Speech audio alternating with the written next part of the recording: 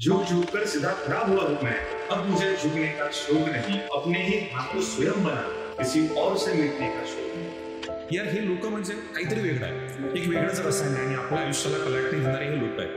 कधी कधी आपण शांत राहतो ना, तेव्हा मग बाकी लोक समजून घेतात की म्हणजे काही संपलंय का. असंख्य लोक आपल्या आयुष्यामध्ये येतात, आपला संघर्ष करत असताना अडचणी दिल्याच येतात. पहिला प्रश्न हा होता की शिक्षणाकरिता जो पैसा लागतो त्या पैशाची व्यवस्था करायची तरी कशी. आणि मला आज अभिमान वाटतो की माझ्याकडे शिकलेले कित्येक मुलं आज महाराष्ट्रातल्या वेगवेगळ्या शहरांमध्ये शिकायला गेलेले आहेत. कुणी MITला आहे, कुणी VITला आहे, कुणी JSPMला आहे, कुणी DY पाटीलला अशा ठिकाणी इंजिनिअरिंग करत आहे, कुणी मेडिकलला गेलेलं आहे, कुणी डॉक्टर होत आहे, कुणी MBBS होत आहे, कुणी BMS होत आहे. तर हा फुल स्टॉप आहे का कॉमा आहे, तुम्ही अजून पुढे जाऊ शकता. नमस्कार मंडळी, स्वागत आहे आपल्या DJ टॉक्सच्या नव्या एपिसोडमध्ये. मी आहे तुमची होस्ट दिशा आणि आज आपल्यासोबत आहे स्वप्नील उमाळे सर. स्वागत आहे आपलं सर. नमस्कार मॅम. सर, आपले व्ह्यूअर खूप उत्सुक आहे आपल्याबद्दल जाणून घेण्यासाठी. माझं नाव स्वप्नील उमाळे. एका मध्यमवर्गीय कुटुंबामधनं, मध्यमवर्गीय म्हटल्यापेक्षा एका गरीब कुटुंबामधनं माझा जन्म झाला आणि आई वडील दोन्ही शेतकरी. कित्येक वर्ष त्यांनी जसा राम आणि सीतेने काही काळ वनवास भोगला त्या पद्धतीने आई वडील बाहेर राहण्याकरिता होते आणि सगळे गरिबीचे चटके भोगत भोगत जवळपास मी मोठा झालो. आणि त्याच्यानंतर नंतर पुढे शिक्षणाचा काळ, त्याच्यानंतर मग नोकरीसाठी वन भटकणं आणि त्याच्यानंतर मग स्वतःचं काहीतरी अस्तित्व निर्माण करावं याची जी जाणीव निर्माण झाली आणि त्या जाणीवेतून हा आजचा जो प्रपंच आपला उभा झालेला आहे. तर साधारणतः आज मी एका कोचिंग क्लासला रन करतो. माझी अकॅडमी आहे SSC म्हणून, महाराष्ट्रातल्या शेगावमध्ये संत गजानन महाराजांच्या नगरीमध्ये. आणि तिथं साधारणतः 8व्या वर्गापासून तर इंजिनिअरिंग पर्यंतचे सर्व विद्यार्थी माझ्याकडे शिकतात. दरवर्षी साधारणतः 1000 विद्यार्थी माझ्याकडे शिकतात. आणि नीट, JEE, MST, CET अशा वेगवेगळ्या स्पर्धा परीक्षेच्या माध्यमातून मुलं आपल्याकडे घडत असतात.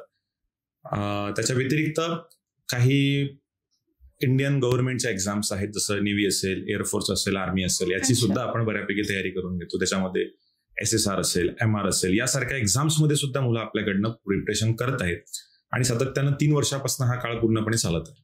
सर, तुम्ही आता एक यशस्वी शिक्षक आहात आणि तसं सांगितल्याप्रमाणे तुम्ही एक मोटिवेशनल स्पीकर पण आहात. तर या सगळ्याची सुरुवात कशी झाली? ऍक्सिडेंटल टीचर आहे मॅम ऍक्च्युली मी. खरं तर असं काही स्वप्न नव्हतं की आपण शिक्षक व्हावं किंवा खरं तर आयुष्यात काय करावं हेच कधीतरी निश्चित झालेलं नव्हतं. पण असं म्हणतात ना, माणसाला कधीतरी एखादा साक्षात्कार घडतो आणि नंतर मग आपल्यातल्या कुठल्या तरी कला, कुठलं तरी टॅलेंट आपल्याला माहिती पडतं, जे कधी कधी उशिरापर्यंत माहिती पडतं. मला माझ्या आयुष्याच्या कुठल्या वर्णावरती कळलं ते तर मला निश्चितपणे सांगता येणार नाही, पण मला हे समजलं की मी चांगल्या प्रकारे बोलू शकतो. आणि जेव्हा मी बोलतो तेव्हा बरेच लोक मला ऐकतात आणि त्याच्यामधनं मला हे समजायला लागलं की यार आपण ह्यामध्ये करू शकतो. आणि असंच नोकरीच्या शोधात असताना म्हणा किंवा मग जेव्हा माझ्या कॉलेजला मी शिकत होतो तेव्हा माझे काही ज्युनियर्स होते, माझे काही कलिग्स होते, सोबत शिकणारे मुलं होते, माझे फ्रेंड्स होते. त्या लोकांना शिकायला अडचण यायची, त्या लोकांना काही कन्सेप्ट क्लिअर होत नव्हते. टीचर्स जेव्हा शिकवायचे तेव्हा त्यांचं कदाचित लक्ष नसेल किंवा आणखी काही उठले असते, पण त्यामध्ये मी त्यांची मदत करायचो. मी ऍक्च्युअल मध्ये शेगाव पासून तर अकोल्यापर्यंतचा पूर्ण प्रवास माझा ट्रेननं व्हायचा. तर त्या ट्रेनमध्ये सोबत माझ्याकडे मित्रमैत्रिणी असायचे सोबत आणि मग एखादा प्रॅक्टिकल असलो, एखादा सेमिनार असला तर त्यावेळेला ते सर्व माझ्याकडनं मदत घ्यायचे आणि मी त्यांना उत्कृष्ट पद्धतीनं समजावून सांगण्याचा पुरेपूर माझा प्रयत्न करायचो. आणि ज्यामधून मग हळूहळू ज्या पद्धतीनं लोकांना शोध लागतो की आपण काहीतरी नवीन शोधलंय, नवीन गवसलंय आपल्याला, असं काहीतरी नवीन मला सापडलं की यार मी बोलू शकतो आणि माझं म्हणणं समोरच्यापर्यंत मांडू शकतो. आणि मी ज्या पद्धतीनं बोलतो त्या पद्धतीनं समोरच्याच्या डोक्यामध्ये त्या गोष्टी उतरतात, जातात. आणि याच गोष्टीच्या आधारे मग नंतर मला हळूहळू कळायला लागलं की आपण या क्षेत्राकडे जर वळलो किंवा काही गोष्टी आपण लोकांपर्यंत पोहोचवण्याचा प्रयत्न केला तर त्या बेटर होतील. पुढे कॉलेज जीवनामध्ये मग मी बऱ्याचशा सामाजिक संस्थांमध्ये काम केलं, विद्यार्थी चळवळींमध्ये काम केलं. आणि विद्यार्थी चळवळीमध्ये काम करत असताना मॅम एक गोष्ट माझ्यासाठी घडली, ती म्हणजे माझ्यामध्ये जो कॉन्फिडन्स होता, जो आत्मविश्वास होता, तो त्या वेळेमध्ये निर्माण झाला. आणि मग त्या ठिकाणी वेगवेगळ्या ठिकाणी स्टेजवरती जाऊन भाषण देणे, वेगवेगळे सामाजिक विषय हाताळणे आणि हे सर्व करत असताना मग कुठेतरी मधामध्ये महापुरुषांचा मी वाचायला सुरुवात केली. छत्रपती शिवाजी महाराजांबद्दल कुठून तरी वाचलं. त्याच्यानंतर मग हळूहळू वाचत गेलो. डॉक्टर बाबासाहेब आंबेडकर असतील, छत्रपती संभाजी महाराज असतील, ज्या महाराष्ट्राच्या मातीमध्ये जन्माला आलेले जे हिरे आहेत, हे रत्न आहेत, या रत्नांबद्दल मी वाचायला सुरुवात केली, त्यांच्याबद्दल समजायला सुरुवात केली. त्यांच्याप्रती एक वेगळ्या प्रकृतीचं एक आकर्षण माझ्यामध्ये निर्माण झालं की यार हे लोक म्हणजे काहीतरी वेगळं आहे, एक वेगळंच रसायन आहे आणि आपल्या आयुष्याला कलाटणी देणारे हे लोक आहेत. आणि आपण सर्वांनी खरं तर भाग्यवान असायला पाहिजे की हे सर्व लोक म्हणजे मला कधी कधी अभिमानानं सांगावं असं वाटते की स्वराज्याचा धडा या महाराष्ट्राच्या मातीला देणारे छत्रपती शिवाजी महाराज आपल्याच महाराष्ट्राच्या मातीमध्ये जन्माला आले. आणि मी ज्या भागामधून येतो पर्सनली, शेगावमधून अर्थात बुलढाणा जिल्ह्यामधून, छत्रपती शिवाजी महाराजांच्या मातोश्री आईसाहेब जिजाऊ ह्या सुद्धा बुलढाण्याच्याच कन्या आहेत. आणि त्यामुळे या सर्व महापुरुषांबद्दल जसं जसं आपल्याला माहिती पडत गेली, छत्रपती संभाजी महाराज असतील, त्याच्यानंतर ज्यांच्या संविधानाच्या आधारे आपला देश चालतो डॉक्टर बाबासाहेब आंबेडकर असतील, ज्यांनी स्त्रियांच्या शिक्षणाची सुरुवात केली. खरं तर ज्या परिस्थितीमध्ये स्त्रियांना शिकवलं जात नव्हतं, आज तुम्ही माझ्या समोर बसलेले आहात, तर तुम्ही माझा पॉडकास्ट घेताय, मला खरं तर एक आनंद आहे त्या बाबतीचा. आजपासून जर 200 वर्षापूर्वी आपण गेलो तर कदाचित ही गोष्ट आपल्याला पाहायला मिळत नव्हती. हे आपण मान्य करावं किंवा न मान्य करावं. पण त्यानंतर आज शेकडो मुली शिकत आहेत, आपण पाहतो हजारो मुली शिकत आहेत. महाराष्ट्र शासनाने सुद्धा प्रत्येक मुलीला याच्यानंतरचं हायर एज्युकेशन फ्रीमध्ये केलंय, मोफतमध्ये केलंय, अतिशय कमी किमतीमध्ये मुली शिकू शकतात. तर त्या मुलीच्या शिक्षणाची सुरुवात करणारे म्हणा किंवा त्या शिक्षणाला एक विकसित रूप देणारे म्हणा, महात्मा ज्योतिराव फुले असतील, सावित्रीबाई फुले असतील, हे सर्व महापुरुष महाराष्ट्रामधून जन्माला आले. बरोबर. या देशामध्ये आरक्षणाची प्रथम सुरुवात करणाऱ्या राजश्री छत्रपती शाहू महाराज यांचा जन्म सुद्धा महाराष्ट्राच्या मातीमध्ये झाला. मी स्वतःला भाग्यवान समजतो, आपण पर्सनली स्वतःला भाग्यवान समजतो की हे महापुरुष महाराष्ट्राच्या मातीमध्ये जन्माला आले. यांच्याबद्दल आपण वाचायला सुरुवात केली, मला बऱ्यापैकी यांच्याबद्दल मला समजायला लागलं. आणि मग मी त्यांचे जे विचार होते, त्यांचे जे जिवंत चरित्र होते, ते भाषणाच्या माध्यमातून, व्याख्यानाच्या माध्यमातून हळूहळू करता करता मग मी स्टेजवरती ते मांडायला सुरुवात केली. आणि त्याचा मला चांगला प्रतिसाद मिळायला लागला. कॉलेज जीवनामध्ये असतानाच मी वेगवेगळ्या ठिकाणी जायचो. मला शिवजयंती असेल किंवा भीमजयंती असेल किंवा मग काही सामाजिक कार्यक्रम असतील, जसं की गणेशोत्सव आहे, त्याच्यानंतर देवीचा उत्सव महाराष्ट्रामध्ये खूप मोठ्या प्रमाणामध्ये साजरा केला जातो, किंवा एक वारकरी चळवळीमध्ये एक सप्ताह नावाचा एक विषय असतो, तुम्हाला कदाचित माहिती असेल. 7 दिवसांचा 8 दिवसांचा एक कार्यक्रम चालतो संयुक्तिकरित्या. त्याच्यामध्ये वेगवेगळ्या लोकांना बोलवून त्यांचं कीर्तन, व्याख्यान, प्रवचनाच्या माध्यमातून मांडणी केली जाते. म्हणजे लोकजागृतीचा कार्यक्रम केला जाते. त्या ठिकाणी सुद्धा मी जायला लागलो बऱ्या ठिकाणी. आणि या सगळ्या गोष्टीचा परिपाक म्हणून मग माझ्या व्यक्तिमत्वामध्ये ह्या गोष्टीची भर पडत गेली. आणि मी स्वतः सुद्धा ह्या गोष्टी बोलत गेलो. आणि जेव्हा हे समजलं की यार आपण या पद्धतीनं जर बोललो तर कदाचित लोकांच्या हृदयापर्यंत आपण पोहोचू शकतो. कुठली वेदना असेल, कुठला आनंदाची गोष्ट असेल, हे मी लोकांच्या मनापर्यंत अगदी आपण पोहोचू शकतो, त्यांच्या हृदयाला हात घालू शकतो, अशी काहीशी जाणीव निर्माण झाल्यामुळे मग मी वक्तृत्वाच्या क्षेत्रामध्ये गेलो. बऱ्याचशा वक्तृत्व स्पर्धांमध्ये सहभाग घेतला. त्याच्यानंतर बऱ्याचशा सामाजिक चळवळींमध्ये सुद्धा नेतृत्व करायची संधी मला मिळाली. आणि या सगळ्या करत असताना मग ऍक्सिडेंट म्हणून मग ह्या गोष्टी करत असताना आपण लोकांना समजून सांगतोय, शिकवतोय. मग काही मुलं माझ्याकडे यायचे की आम्हालाही शिकायचं आहे, बोलणं शिकायचं आहे. मग बोलणं शिकत असताना तुम्ही काय करता रे बाबा? मग आम्ही 10वीला आहे, मग आम्ही 12वीला आहे. तर मग त्या क्षेत्रामध्ये हळूहळू जाता आता मुलांची मदत करता करता काही गोष्टी, एक आकाश नावाचा माझा दुरून भाचा होता, तर तो नीट जेईची प्रिपरेशन करत होता. आणि तेव्हा मी सुद्धा फार काही विशेष करत होतो असं सांगता येणार नाही. पण त्या दरम्यान काय झालं की त्याला गरज पडली, काही कन्सेप्ट होते केमिस्ट्री मधले, बायोलॉजी मधले, त्याला ते समजत नव्हते. आणि माझं बॅकग्राऊंड जे आहे ते सायन्स बॅकग्राऊंड असल्यामुळे मग मी त्याला त्या गोष्टी समजावून सांगितल्या, त्याला उत्कृष्ट प्रकारे समजल्या. आणि मग तिथून मग मलाही शिकवण्याची आवड निर्माण झाली. तो माझ्याकडनं शिकत गेला आणि बऱ्यापैकी मग तो आज तुम्हाला आनंदानं सांगावं असं वाटेल की तो डॉक्टर आहे, फायनल इयरला शिकत आहे मेडिकलच्या. आणि पहिला विद्यार्थी सहज म्हणून त्याला शिकवलं आणि तो इतक्या मोठ्या स्टेजपर्यंत जाऊन पोहोचला. या गोष्टीचा खरं तर मलाही अभिमान वाटला, स्वतःचाही अभिमान वाटला. त्याचा तर ऑब्व्हियसली आहेच, कारण मेहनत त्याचीच होती. पण ही गोष्ट जेव्हा समजायला लागली की यार आपण लोकांच्या किंवा विद्यार्थ्यांच्या, असं महत्वाची गोष्ट आहे की आपण जेव्हा जातो एखाद्या वयोवृद्ध व्यक्तीसोबत आपण बोलतो, त्यांच्यामध्ये परिवर्तन होण्याची जी परिस्थिती आहे ती कधी कधी कमी असते, किंवा त्यांच्यामध्ये परिवर्तन होईलच हे सांगणं आपण शक्य नाहीये. पण जे ग्रोईंग स्टेज मधले मुलं आहेत, कमी वयामधले मुलं आहेत, त्यांच्यामध्ये आपण एखादी गोष्ट सांगितली आणि ते जर आपल्याला चांगलं समजत असतील, त्यांच्या आदर्शत्वाच्या कुठेतरी कसोटीवरती आपण खरं उतरत असू, तर त्यावेळेला ते मुलं आपल्याकडनं लवकर ऐकतात, लगेच ऐकतात. आणि आपण एखादी गोष्ट त्यांच्या आईवडिलांपेक्षाही चांगल्या पद्धतीने त्यांच्यापर्यंत पोहोचू शकतो. आणि असं करत करत हा प्रवास पूर्णपणे सुरू झाला. आणि आज साधारणतः डिग्रीबद्दल फार काही विशेष तुम्हाला सांगणार नाही, पण जेव्हा मी शिकवायला सुरुवात केली होती मॅम ऍक्च्युअलमध्ये, तेव्हा मी तुम्हाला सांगतो की माझ्याकडे फक्त ग्रॅज्युएशन होतं. मी BSc झालो होतो आणि नंतर मग शिकवायला सुरुवात केली. पण मला असं वाटतं डिग्रीचं फार काही महत्व आयुष्यामध्ये आहे असं मला वाटत नाही. त्याचं कारण आहे, त्याच्यानंतर मग मी MSc पण केलं. त्याच्यानंतर मी लॉला ऍडमिशन मला घ्यायची होती, LLB ला पण ऍडमिशन घेतली. त्याच्यानंतर PhD पण करतोय आणि वेगवेगळ्या डिप्लोमाज वगैरे पण मी केलेले आहेत. पण तुम्हाला एक म्हणजे अभिमानानं सांगू इच्छितो की आज 27-28 वर्षाचं माझं वय झालंय. आणि साधारणतः एवढ्या वयामध्ये माझ्या सोबतचे असणारे काही मित्रमंडळी आहेत ती अजूनही पारावरती एक कन्सेप्ट असतो आपल्याकडे ग्रामीण भागामध्ये, पारावरती जाऊन बसणे. म्हणजे अशा परिस्थितीमध्ये मला अभिमानानं तुम्हाला सांगावं असं वाटतंय की साधारणतः 2700 पेक्षा जास्त विद्यार्थी नक्कीच मी शिकवले आहेत. आणि मागच्या 3-4 वर्षामध्ये कदाचित तुम्हाला विश्वास बसणार नाही, पण साधारणतः आता सध्याच्या कंडिशनमध्ये 700-800 विद्यार्थी माझ्या क्लासमध्ये ऑफलाईनपणे शिकत आहेत. आणि जेव्हा मी ऑनलाईन शिकवायचो तेव्हा हजारो विद्यार्थी माझ्याकडनं ऑनलाईन शिकत होते. तर अभिमान वाटतो या सगळ्या गोष्टीचा. आपण जेव्हा मागे एक सिंहावलोकन करतो आपल्या परिस्थितीकडे, आपल्या भूतकाळाकडे, आपल्या इतिहासाकडे, तेव्हा ह्या गोष्टीचा अभिमान नेहमी नेहमी मला वाटत राहतो. सुंदर सर, म्हणजे एक तुमचा जो प्रवास आहे तो खूप सुंदर पद्धतीने तुम्ही सांगितला. आणि बोलणं म्हणजे हे खूप मोठं शस्त्र आहे ज्यातून तुम्ही प्रूफ करू शकता की तुम्ही काय आहे आणि तुम्ही काय करू शकता. बरोबर. तर सर, तुम्ही सांगितल्याप्रमाणे गरीब कुटुंबातून आले आणि तुम्ही उच्च शिक्षण केलं. तर मग गरीब कुटुंबापासून येणं आणि उच्च शिक्षित होणं यामध्ये तुम्हाला कोणते अडथळे आले? अडथळे तर भरपूर आले आणि यायलाही पाहिजेत. बरोबर. खरं तर ज्या महापुरुषांची नावं मी आता घेतली त्यांच्या आयुष्यामध्ये अडथळेच एवढे होते, संघर्षच एवढा होता. ज्या महापुरुषाचा संघर्ष जेवढा जास्त असेल तेवढी त्याची उंची जास्त आहे. बरोबर. आणि तेवढा आपण त्यांचा सन्मान जास्त करतो. माझे वडील 4था वर्ग शिकलेले आहेत आणि आई 7वा वर्ग शिकलेले आहेत. खरं तर म्हणजे स्त्रीप्रधान संस्कृती आपण ज्याला म्हणू शकतो की माझी आई जास्त शिकलेली आहे, वडील कमी शिकलेले आहेत. आणि शिक्षणाचं बाळकडू खरं तर मी डॉक्टर बाबासाहेब आंबेडकर नावाचा एक व्यक्ती आहे. या व्यक्तीला मी फार सन्मानपूर्वक त्यांच्या नजरेकडे पाहतो. खरं तर म्हणजे अतिशय गरीब परिस्थितीमधनं अस्पृश्यतेचे चटके ज्या माणसानं खाल्ले, ज्याला वर्गामध्ये बसू दिला जात नव्हतं, असं म्हणतात कोई चीखकर चला गया, कोई चिल्लाकर चला गया और स्कूल के बाहर बैठा एक लड़का पूरे हिंदुस्तान की तकदीर लिखकर चला गया. त्या माणसानं सांगितलं की शिक्षण हे वाघिणीचं दूध आहे आणि जो ते पितो तो गुरगुरल्याशिवाय राहत नाही. खरं तर त्या माणसाकडे पाहून मला शिक्षणाची ओढ निर्माण झाली की यार याच्यामध्ये काहीतरी आहे. आणि जो व्यक्ती शिकतो ना, जो व्यक्ती सुसंस्कृत पद्धतीने शिक्षण घेतो ना, त्या व्यक्तीकडे त्याच्याकडे आत्मविश्वास भयंकर पद्धतीने असतो.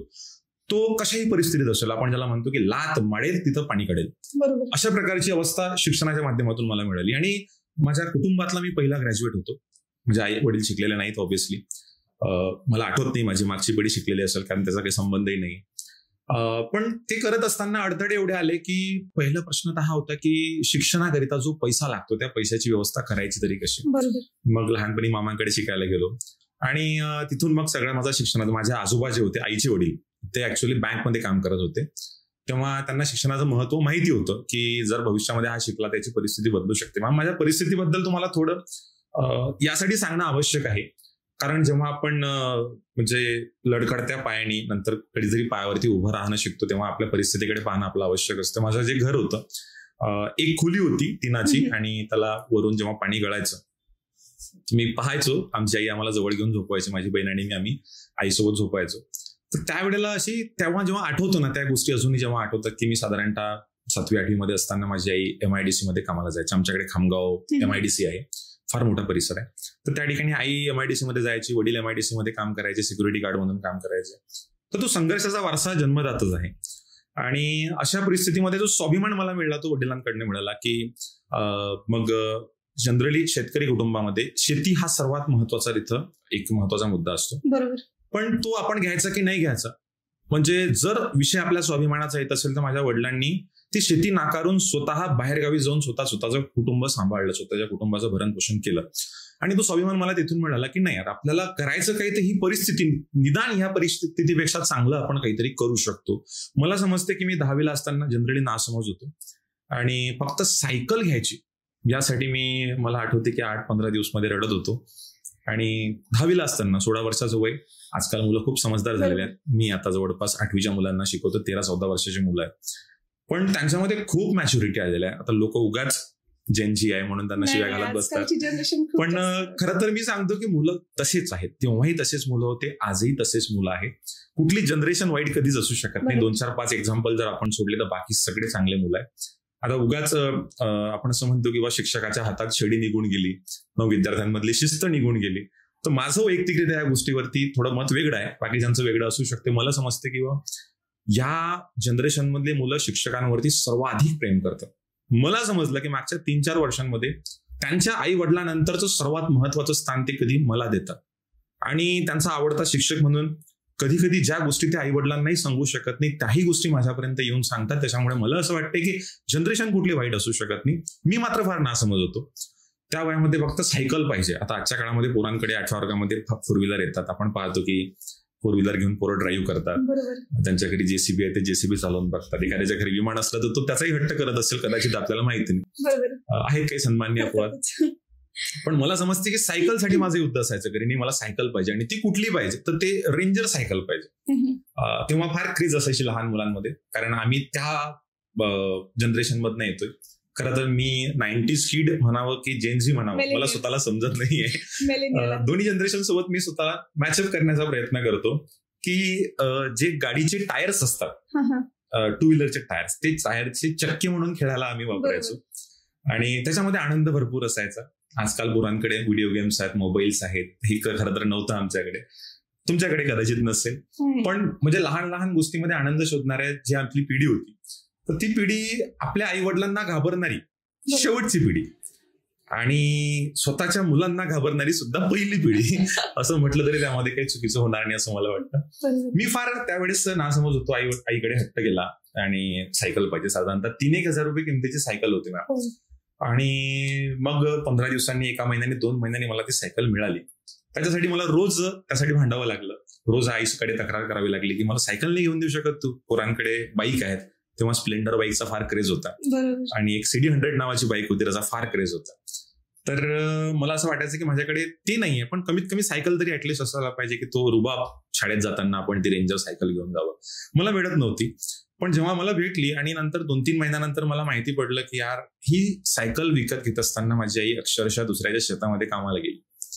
म्हणजे 150 रुपये 125 रुपयाच्या आसपास काहीतरी 7 वाजेपासून तर 12 वाजेपर्यंत निंदायला जायची. तण जे शेतामध्ये वाढतं, गवत वाढतं, ते गवत कापायला जायचे. मग नंतर मला ती गोष्ट माहिती पडली, मला दुःख झालं त्या गोष्टीची की यार आपण इतकं नासमज कसं असू शकतो, किंवा ज्या व्यक्तीची आई शेतामध्ये जाऊन गवत कापून 150 रुपये 125 रुपयाची मजुरी करत करत आपल्याला 3,000 रुपये जमा करते आणि नंतर आपल्याला सायकल घेऊन देते, तो माझा पहिला आणि शेवटचा हट्ट होता. जेव्हा जाणीव झाली या गोष्टीची की नाही यार ही परिस्थिती बदलायला पाहिजे, यार आपण जेवण करताना घरामध्ये बसलेलं आहे आणि वरून पाणी टपकते, पाऊस पडलाय, हवा सुटली तर भीती आहे की घरावरचे टीन उडून जातील की काय. अशा परिस्थितीमध्ये मी विचार करत होतो की यार ही परिस्थिती तर नक्कीच आपण बदलू शकतो. म्हणजे यशाची व्याख्या काय हे मला माहिती नाही. खरं तर यश हे सापेक्ष असतं. बरोबर. एखादा 2 दिवस उपाशी असणारा व्यक्ती, त्याला एक अन्नाचा घास जरी मिळाला त्याच्यासाठी ते यशच आहे. ज्या व्यक्तीचे मुलं बाळ अंगावरती कपडे न घालता फिरत आहेत, उघड्यावरती फिरत आहेत, त्यांच्या अंगावरती एक साधा कपडा येणं, एक त्यांच्या हातामध्ये एक काय म्हणतात त्याला बनियन येणं, हे पण मला असं वाटतं यशाच्या व्याख्येमध्ये बसत असावं.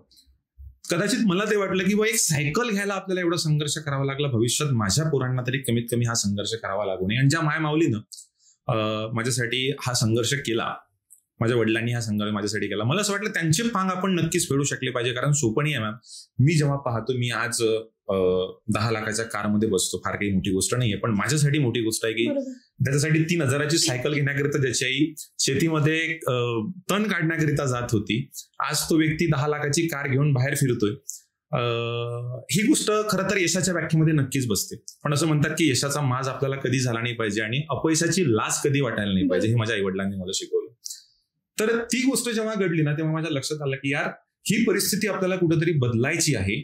या गरिबीमध्ये, म्हणजे आयुष्याचा सगळ्यात मोठा अभिशाप कुठला असेल तर एखाद्याचा हात गेला असेल, एखाद्याचा पाय गेला असेल. मला वाटते कदाचित तो त्या गोष्टीसाठी युज टू होऊन जातो काही दिवसानंतर, त्याला वाटत नाही ती गोष्ट ही आपल्याकडे नाहीये. पण गरिबी हा या देशातला सगळ्यात मोठा अभिशाप. म्हणजे आपण एकीकडे पाहतो की गरिबाची मुलं रस्त्यावरती मोकळे खेळत आहेत, त्यांना कुठल्याही व्हायरसची लागण होत नाही, कुठल्याही बॅक्टेरियाची लागण होत नाही, त्यांची इम्युनिटी पॉवर खूप स्ट्रॉंग झालेली असते. आणि एकीकडे श्रीमंताच्या पोराला साधा ताप जरी आला तरी 5 मिनिटाच्या आतमध्ये डॉक्टर त्याच्याकडे हजर होतो. आणि तोही डॉक्टर म्हणजे BHMS BMS अशा क्वालिटीचा डॉक्टर नसतो, MBBS MD सारखा डॉक्टर एक तुरंत त्यांना भेटतो 10 मिनिटाच्या आतमध्ये. तर मला वाटतं ही जी दरी आहे ही आपल्याला कुठेतरी त्याबद्दल विचार करायला भाग पडते. आणि जेव्हा या परिस्थितीमधून मी पुढे जात होतो, मग शिक्षणाकरिता अडचण आली, मग मी जेव्हा कॉलेजला गेलो तेव्हा या परिस्थितीचं भान मला होतं. मग मी एका RDG कॉलेज आहे आमच्या अकोल्याला, तर तिथे एक सिक्युरिटी गार्डची नोकरी मी गेली. जेव्हा मी शिकत होतो, म्हणजे रात्री 12 ते 8 मी जॉब करायचो आणि सकाळी 8-9 वाजता परत आल्यानंतर 11 वाजता मी कॉलेज करायचो. तर अशा परिस्थितीमध्ये माझं शिक्षण झालं. मग त्याच्यामध्ये बाकीच्या गोष्टी सुद्धा हळूहळू त्याच्यामध्ये येत गेल्या.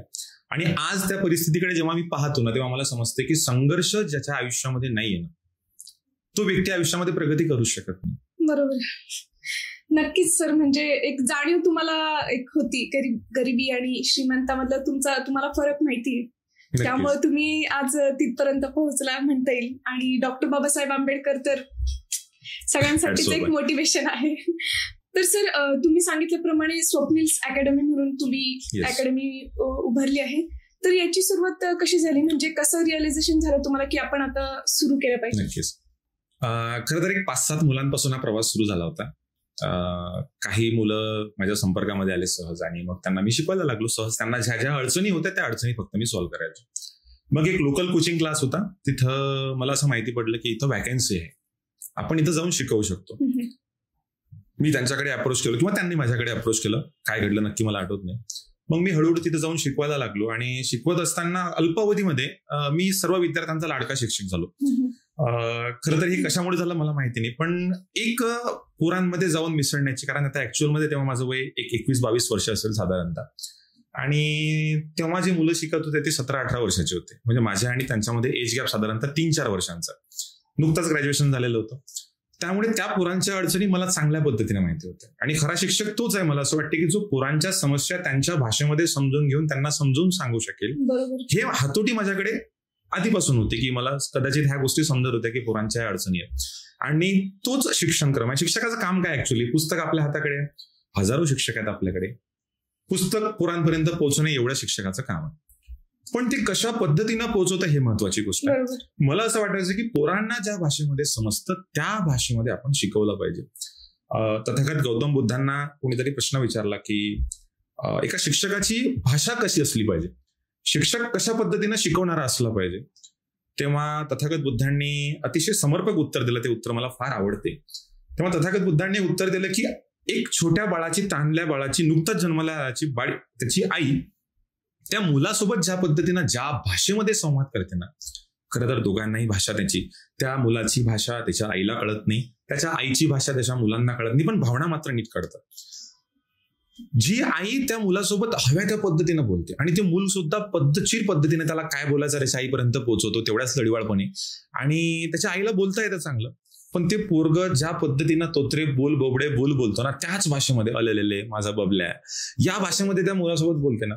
तथागत बुद्ध असं म्हणतात की शिक्षकाची भाषा सुद्धा मुलांसोबत याच पद्धतीनं असली पाहिजे की मुलांना ज्या भाषेमध्ये समजेल, ज्या पद्धतीनं समजेल, ती तुमची आदर्श पद्धत. बीएड मध्ये आपल्याला भरपूर पद्धती शिकवण्यात येतात, अशा पद्धतीने शिकवा, अशा नोट्स काढा, ह्या सगळ्या गोष्टी. पण मला या सगळ्या गोष्टीपेक्षा प्रॅक्टिकली ग्राउंडवरती जी रिअलिटी आहे ते महत्वाची वाटते. मला असं वाटते की तिथं बसल्यानंतर मुलगा नेमका कुठल्या भाषेमध्ये समजू शकतो, कुठल्या पद्धतीनं समजू शकतो, डेमॉन्स्ट्रेशन करून समजू शकतो का, त्याच्या भाषेमध्ये समजू शकतो का, हे त्याच्यासाठी महत्वाचं आहे. त्या पद्धती मी वापरण्याचा सुरुवात केली, आणि मला हे समजलं की यार मी विद्यार्थ्यांचा लाडका शिक्षक होऊ शकतो. मग अशा पद्धतीमध्ये मी करत असताना पोरांना ज्या गोष्टी आवडायच्या त्या पद्धतीनं आपण त्यांना सांगायचो, ज्या भाषेमध्ये त्यांना आवडायचं त्या भाषेमध्ये सांगायचो. आणि नंतर मग काही क्रॅशेस पण माझे त्याच्यामध्ये झाले त्या वयामध्ये. आता हळूहळू होत असतात, एक नवीन रक्त आहे. नोकरी मला करायची नव्हती खरं तर, त्यामुळे मग कुणी जर असं म्हटलं की अशा पद्धतीनं तू अशा पद्धतीनं वर्क केलं पाहिजे, मग कुणी जर बोलत असेल तर ते स्वाभिमानाच्या पलीकडे जाते खरं तर. मग तिथून वेगळी एक मोमेंट माझ्यामध्ये सुरू झाली. आणि कसं आहे, प्रवाहाच्या बाजूने सगळेच धावत असतात, ताकद लागते ती प्रवाहाच्या विरुद्ध जायला. आणि या सगळ्या महापुरुषांचा अभ्यास केल्यामुळे ती ताकद माझ्याकडे होती. मला माहित होती त्यातला प्रत्येक महापुरुष हा प्रवाहाच्या विरुद्ध मध्ये गेलेला आहे.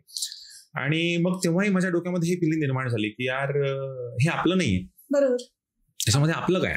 हे तर कुणीतरी त्याच्या मेहनतीनं 10-12-15 वर्षाच्या सातत्यानं मेहनत केली, आणि त्याच्या मेहनतीचं हे फळ आहे. आणि त्या मेहनतीच्या भरोश्यावरती आपला डोलारा आपण उभं करायला नको. आणि म्हणून मग मी तिथून रिझाईन केलं. त्याला कारणही बरेचसे होते, ते आता डिस्कस करणं योग्य नाही. पण तिथून मग मी माझा स्वतःची सुरुवात केली, आणि एक 10-15-20-25 पोरांपासून जवळपास तो प्रवास सुरू झाला. तर आज नावही भरपूर दिले. नंतर मग माझा केमिस्ट्री कोचिंग क्लास, मी स्वतः केमिस्ट्री शिकवतो त्याच्यामुळे तो क्लास होता. त्याच्यानंतर मग त्याचं नाव बदलून गुरुकुल अकॅडमी म्हणून सुरुवात केली. तिथं काही पार्टनर्स लोक माझ्यासोबत होते, त्यांच्यासोबत काही वैयक्तिक क्रायसिस निर्माण झाले. मग तिथून लक्षात आलं की यार हे जमत नाहीये, काहीतरी आपलं चुकत आहे. मग तिथून पुढे म्हटलं यार नाही, याच्यामध्ये आपलंच नाव असलं पाहिजे, आणि आपण मेहनत घेतोय ना, तर त्याच्यामध्ये मग मी नामकरण सुद्धा तेच केलं की स्वप्नील सर्स अकॅडमी, आपल्याच नावाची अकॅडमी सुरुवात करायची, आणि आपण स्वतःला सन्मान द्यायचा. जेव्हा आपण स्वतःला सन्मान देतो तेव्हा इतर लोक सुद्धा आपल्याला सन्मान द्यायला सुरुवात करतात. आणि मग खूप कठीण संघर्षातून त्याच्यामध्ये खूप सारे लोक माझ्यासोबत जुळले, आणि जीवाला जीव देणारे माणसं माझ्यासोबत जुळले. ज्या पद्धतीने छत्रपती शिवाजी महाराजांसोबत एकनिष्ठ असणारे मावळे होते, म्हणजे महाराजांचा इतिहास जर आपण पूर्णपणे पाहिला ना, तर त्या इतिहासामध्ये मला असे काही मोजके नावं तुम्हाला सांगता येतील. त्यामध्ये दत्ताजी शिंदे नावाचं एक नाव आहे. मराठ्यांच्या इतिहासामध्ये फार मोठं नाव आहे दत्ताजी शिंदे. हे दत्ताजी शिंदे ना जेव्हा दिल्लीमध्ये होते आणि नजीब उद्दौला नावाचा एक व्यक्ती त्यामध्ये होता, त्या व्यक्तीने त्याला दत्ताजी शिंदेंना त्यांच्यासोबत गद्दारी करून, त्यांच्यासोबत धोकाधडी करून त्याला फसवलं आणि आता त्याला मारणार. एवढ्यात दत्ताजींना विचारलं, मराठ्यांसाठी काम करायचं आहे, क्यों पाटील और लढोगे? तेव्हा दत्ताजींना क्षणाचाही विलंब न करतात, आपण मृत्यूच्या थारोळामध्ये पडलेला आहे, अगदी क्षणांमध्ये एक तलवार अशी उठेल, आपल्या अंगावरती येणार आणि आपला क्षणांमध्ये अंत होण्याची शक्यता आहे. म्हणजे मृत्यूच्या दारामध्ये अक्षरशः उभं असताना दत्ताजी तेव्हा सांगतात, क्यों नहीं बचेंगे तो और भी लढेंगे. ही एकनिष्ठता ज्या पद्धतीने छत्रपती शिवाजी महाराजांच्या मावळ्यांच्या अंगी होती ना, त्या पद्धतीनं मला एकनिष्ठ काही लोक मिळाले आणि त्याच्यामधून हा सगळा डोलारा हळूहळू करत आपण उभा केला. खूपच सुंदर. म्हणजे विद्यार्थ्यांसाठी शिक्षक हा एक महत्वाचा पार्ट असतो आणि तो नक्कीच तुम्ही त्यांच्या मनात तुम्ही जागा निर्माण केली, त्यामुळे आज तुम्ही पुढे आहात. म्हणजे मला आता हे समजते की ज्याही गोष्टी पोरं त्यांच्या आई वडिलांसोबत शेअर करू शकत नाहीत, 20 तास पोरं त्यांच्या आई वडिलांकडे असतात, 4 तास माझ्याकडे असतात, पण त्या 20 तासामध्ये अशाही काही गोष्टी जी मुलं त्यांच्या आई वडिलांसोबत सांगू शकत नाहीत, त्यांना योग्य नाही वाटत आपण कसं शेअर करावं, त्याही मुलं एक मित्र म्हणून, एक शिक्षक म्हणून, एक भाऊ म्हणून आपल्या जवळ येतात आणि आपल्याला सांगतात अशा अशा प्रकारची अडचण आहे. आणि आपण तेव्हा त्यांच्या समस्येचं निराकरण करून देतो ना, तेव्हा खरं तर स्वतःवरती प्राऊड फील होतो की यार आपण ह्या पोरांच्या अडचणी, इतक्या साध्या साध्या अडचणी असतात आणि त्याचे सोल्युशन सुद्धा खूप साधे साधे असतात, पण ते पोरं त्याच व्यक्तीसोबत शेअर करतात ज्या व्यक्तीवरती त्यांना विश्वास असतो. आणि मग आपल्याला हे समजतं की या पोरांच्या समस्यांचं पूर्ण निराकरण करण्याची हातोडी आपल्याकडे आलेली आहे, तेव्हा आपण त्या विद्यार्थ्यांना आणखी लाडके होत जातो. एक सॉफ्ट कॉर्नर निर्माण होतं. म्हणजे त्याच व्यक्तीकडे शेअर करतात जो समजून घेतो. नक्कीच नक्कीच. आणखी घरचे नाही समजून घेत. हा नाही, म्हणजे मीही मोठा जेव्हा झालो ना, तेव्हा मलाही काही शिक्षक होते असं म्हणतात की शिक्षकांनी स्ट्रिक्ट असायला पाहिजे, जे सर्वात स्ट्रिक्ट असतात ते शिक्षक आपल्याला आठवतात, तेच आपलं करिअर घडवतात. पण माझं मत यामधून थोडं वेगळं आहे. माझ्या काळामध्ये असे काही शिक्षक होते की जे विद्यार्थ्यांनी खरंच त्याच्या आयुष्यामध्ये प्रगती केली पाहिजे आणि करिअर केलं पाहिजे म्हणून त्याला शिक्षा करणारे शिक्षक एकीकडे होते, आणि स्वतःच्या आयुष्यातलं वैयक्तिक फ्रस्ट्रेशन विद्यार्थ्यावरती काढत त्यांच्या अंगातला पूर्ण जोर, घरी झालेले वाद असतील, मॅडम सोबत झालेले भांडणं असतील, त्या सगळ्यांचा सार कदाचित फक्त विद्यार्थ्यांवरती काढणं, अशी काही फ्रस्ट्रेशन काढणारे शिक्षक होते. मला वाटतं ते विद्यार्थ्यांच्या प्रगतीसाठी नक्कीच त्यांना मारत नसावे. मला असं वाटतं की जे विद्यार्थी आहे ना, ऍक्च्युअल तुमचं आणि त्याचं नातं एवढंच असलं पाहिजे की त्याच्या आयुष्यामध्ये येणाऱ्या ज्या ज्या अडचणी आहेत त्या तुम्ही निराकरण करा. ते मुलं आपोआप मोठे होतात, त्यांना शिकवण्याची गरज पडत नाही, त्यांना फक्त दिशा दाखवावी लागते, ते ऑटोमॅटिक पुढे जातात. आणि मला आज अभिमान वाटतो की माझ्याकडे शिकलेले कित्येक मुलं आज महाराष्ट्रातल्या वेगवेगळ्या शहरांमध्ये शिकायला गेलेले आहेत. कोणी MIT ला आहे, कोणी VIT ला आहे, कोणी JSPM ला आहे, कोणी DY पाटीलला, अशा ठिकाणी इंजिनिअरिंग करत आहे, कोणी मेडिकलला गेलेला आहे, कोणी डॉक्टर होत आहे, कोणी MBBS होत आहे, कोणी BMS होत आहे. आणि इथून पुढे 5 वर्षाच्या नंतर मला खरोखर अभिमान वाटेल त्या मुलांचा की जी मुलं माझ्याकडे शिकलेले आहेत. आणि कधीतरी जेव्हा ते मुलं आपल्याला भेटतात ना, तेव्हा ते मुलं म्हणजे मन मोकळेपणाने ह्या गोष्टी शेअर करतात की सर तुमच्यामुळे माझ्यामध्ये आत्मविश्वास निर्माण झाला, माझ्यामध्ये कॉन्फिडन्स निर्माण झाला आणि आज या ठिकाणी मी आहे ना, याचं काहीतरी श्रेय कुठल्या तरी अँगलने मी तुम्हाला दिलंच पाहिजे. तेव्हा ती गोष्ट खरंच खूप प्राऊड फील होते की आपण जे करतोय ते योग्य दिशेनं आहे. बरोबर. नक्कीच शिक्षक खूप महत्वाचा पार्ट आहे विद्यार्थ्यांसाठी. माझ्या पण आयुष्यात अशी शिक्षक येऊन गेले की ज्यांच्यामुळे आज मी एक चांगली व्यक्ती आहे. तर सर तुमच्या क्लासेसमध्ये JEE, NEET, CET वगैरे या भरपूर परीक्षांची तयारी केली जाते, तर दुसऱ्या क्लासपेक्षा तुमच्या क्लासमध्ये असं काय वेगळं आहे जे विद्यार्थ्यांना भेटतं? बघा, खरं तर माझ्या क्लासमध्ये जे शिक्षक लोक शिकवतात, मला अभिमानाने सांगावं असं वाटते की ते सर्व शिक्षक लोक माझे शिक्षक आहेत. म्हणजे जेव्हा 2013 मध्ये मी 10वीला शिकायला होतो, 2015 मध्ये 12वीला शिकायचं होतं ना, त्यावेळेला हे शिक्षक लोक मला शिकवायचे. आज ज्यांचा टीचिंग एक्सपिरियन्स 20-20, 22-22 वर्षाचा आहे, म्हणजे खरं तर ज्या वयाच्या आसपास माझं एज आहे तेवढा त्यांचा टीचिंग एक्सपिरियन्स आहे. मग इकडे 20-22 वर्षांमध्ये या लोकांनी स्वतःची टीचिंग मेथड्स डेव्हलप केलेली आहे. यांच्या अनुभवाचा मुलांना जो फायदा होतो तो मला वाटते बाकीच्या लोकांपेक्षा जास्त होतो. कारण एक 20-25 वर्ष एखादा व्यक्ती जर एखाद्या विषयाला डेडिकेट करत आहे तर त्या व्यक्तीकडे अशा काही गोष्टी आहेत जे बाकीच्यांकडे 100% नसणार आहेत. तर त्याच्यानंतर मुलांकडे आपण त्या दृष्टिकोनातून बघतो, त्यांच्या सगळ्या अडचणी समजून घेतो, त्यांना समजेल त्या भाषेमध्ये आपण समजावून सांगतो. टीचर्स लोकांना सुद्धा आपण स्पष्टपणे सांगितलेलं आहे की सर जोपर्यंत मुलांचं समाधान होत नाही तोपर्यंत त्यांना शिकवा. 1 वेळा शिकवा, 2 वेळा शिकवा, 10 वेळा शिकवा. ज्यावेळेस तो वर्गामध्ये सर यार खरंच मला समजलंय. कारण कुठलाही मुलगा हुशार नसतो आणि कुठलाही मुलगा हा अशा पद्धतीनं कमजोर नसतो. बरोबर. जो करतो तो पुढे जातो, ज्याची मानसिकता होत नाही करण्याची तो मागे राहतो. मग आपलं काम त्याच्यामध्ये, माझं पर्सनली जे काम असतं ते पोरांना मोटिवेट करणं एवढं असतं की यार यांनी हे जर स्वतःहून मोटिवेट झाले ना तर यांना फारसं समजावून सांगण्याची गरज पडत नाही. तर मला वाटतं त्या गोष्टी मी पोरांना जास्त प्रोव्हाइड करतो. एक छान कॅम्पस आम्ही तयार केलेला आहे, पोरांसाठी कॅम्पस पण चांगला आहे. त्याच्यानंतर डिजिटल मेथडची पद्धत पण आपण वापरतो, डिजिटल पूर्ण एज्युकेशन आपण वापरतो. त्याच्यामध्ये डिजिटल पॅनलच्या आधारे आपण पोरांना शिकवतो, वेगवेगळे अॅनिमेशन्स आपण पोरांना देतो. त्याची क्वेश्चन्स आन्सर प्रॅक्टिस करून घेण्याची पद्धत सुद्धा आपली स्टुडंट फ्रेंडली पद्धत आहे. म्हणजे ज्या पद्धतीनं पोरं सहज त्या गोष्टीला ऍड ऑन करतात त्या पद्धतीने आपण शिक्षक लोकांना सूचना देतो की तुम्ही या पद्धतीनं जर समजा पोरांना सांगितलं तर बेटर असेल. सातत्यानं आपण पोरांकडनं फीडबॅक घेत राहतो की तुम्हाला अडचण काय आहे, तुम्हाला प्रॉब्लेम काय, तुम्हाला नेमकी काय अडचणी येत आहेत. तर त्या पद्धतीवरती सुद्धा आपण पोरांसोबत बोलतो आणि त्याच्यातून सोल्युशन काढून आपली पूर्ण सिस्टीम डेव्हलप झालेली आहे. तर त्या सिस्टीमचा आपल्याला बऱ्यापैकी बेनिफिट होतो. त्यामुळे आपल्याला बरेचसे विद्यार्थी वेगवेगळ्या ठिकाणी आपल्याला दिसतात आपले. म्हणजे आताच काही रिझल्ट आले. इंडियन नेव्ही SSR एक्झाम नावाची एक्झाम झाली, सिनियर सेकंडरी रिक्रूट नावाची एक्झाम असते इंडियन नेव्हीमध्ये. त्याच्यामध्ये माझे 5 मुलं एक्झाम मध्ये क्वालिफाय झाले. त्यांना 2-3 अटेम्प्ट आता ग्राउंडसाठी मिळणार आहे. तर सांगण्याचं तात्पर्य एवढंच आहे की जेव्हा आपण पोरांच्या भाषेमध्ये पोरांच्या पद्धतीनं तयारी करून घेतो तेव्हा ते मुलं अधिक चांगल्या पद्धतीनं समजून घेतात. मला वाटते बाकीच्यांपेक्षाही आपण पोरांना चांगलं देत असेल. बरोबर आहे. तुमचा वेगळेपणा हा तुमच्या क्लासचा एक यशस्वी ठरतो, त्यामुळे चांगली गोष्ट आहे. तर सर तुम्ही शिकवता तो एक उत्साह तुमच्या शिकवण्यात आहे की ज्याने मुलांना लगेच कळतं. तर हा जो उत्साह निर्माण झालाय ही पद्धत कशी तयार झाली? खरं तर मी स्टेज फ्रेंडली आहे. म्हणजे जेव्हा मी बोलतो ना, म्हणजे माझं एक स्वप्न होतं की मी बोलेल, लोक ऐकतील आणि लोकांना आवडलं तर लोक टाळ्या वाजतील. लोक जेव्हा टाळ्या वाजवतात ना तेव्हा मला आनंद होतो. म्हणजे जेव्हा मी एखादा जोक क्लासमध्ये सांगतो पोरांना आणि ते पोरं अतिशय आनंदानं तो एन्जॉय करतात, नंतर लगेच त्यांचं लक्ष शिक्षणाकडे लागतो. 1 तासाचं लेक्चर असतं मॅम ऍक्च्युअलमध्ये. 60 मिनिटे एका व्यक्तीकडे, एका बोर्डकडे, एका टॉपिककडे फोकस करणं पोरांना सहज शक्य होत नाही. मग माझा प्रयत्न काय असतो त्याच्यामध्ये माहितीये का? माझा प्रयत्न हा असतो की या 60 मिनिटांमध्ये कमीत कमी मुलं 5 ते 6 वेळा एकदम फ्रेंडली होऊन हसले पाहिजे, मनमोकळेपणाने त्यांच्यामध्ये हास्य निर्माण झालं पाहिजे. एखादा टॉपिक आपण त्या पद्धतीने त्यांच्यामध्ये समजून सांगतो. त्यांचं कल्चर जे आहे त्या कल्चरच्या माध्यमातून आपण समजून सांगतो. मुलं हसतात, त्याच्यामुळे जास्त त्यांचं लक्ष आपल्याकडे जातं आणि याच्यामधनं मला अशी किक मिळते. म्हणजे प्रत्येकाला वेगवेगळ्या गोष्टींमध्ये किक मिळते, मला यामध्ये किक मिळते जेव्हा मुलं हसतात, जेव्हा मुलं लक्ष देतात, जेव्हा मुलं आपण जास्त एंगेज करतो ना. म्हणजे आपण बोलत आहे 60 मिनिटांपर्यंत आपण बोलून राहिलो, त्या पोरांना त्या 4 भिंतींच्या आतमध्ये फक्त आपण दिसत आहे आणि आपणच दिसत आहे. त्यांना आजूबाजूचे जग काय, त्यांचे आई वडील, त्यांचे मित्रमंडळी, त्यांच्या गाडी, त्यांचं खेळणे, या कुठल्याही गोष्टींची त्यांना जाणीव होत नाही. मला वाटते ती गोष्ट माझ्यासाठी जास्त किक देणारी आहे की ते मुलं माझ्यासमोर बसलेले आहेत आणि ते माझेच आहेत. तेवढ्या 1 तासासाठी ते मुलं माझे आहेत, सर्वस्व त्यांनी माझ्याकडे अर्पण केलेलं आहे आणि मी जे सांगत आहे ते ब्रह्मवाक्य म्हणून ते मुलं ऐकून राहिले. मला वाटतं ह्या गोष्टी मला जास्त एन्जॉयमेंट देतात. मला त्या गोष्टीचा आनंद साजरा करावा असं वाटतं. खूप चांगलं, कारण की उत्साह एक असेल ना तर मग विद्यार्थ्यांमध्ये पण तो उत्साह कंटिन्यू राहतो. नक्कीच नक्कीच. तर सर नक्कीच तुमच्या उत्साहाने खूप मुलं नाही का पास होतात, उंच उंच ठिकाणी जातात. बरोबर आहे. पण सर कधी कधी असं होतं ना की एखादा विद्यार्थी असतो की खूप मेहनत करतो, सगळं त्याचं लावून बसतो त्याच्यात, पण तो पास होत नाही, नापास होतो, अपयश होतो. तर मग अशा मुलांना तुम्ही काय सांगताय किंवा काय त्यांना तुम्ही मोटिवेशन देता? नाही, खरं तर अपयश येणं ना हे यायलाच पाहिजे. अपयशातून माणूस शिकतो. पोरांमध्ये हा ऍटिट्यूड आपल्याला निर्माण करावा लागेल की भाऊ प्रत्येक वेळा तुला जिंकायचं नाहीये.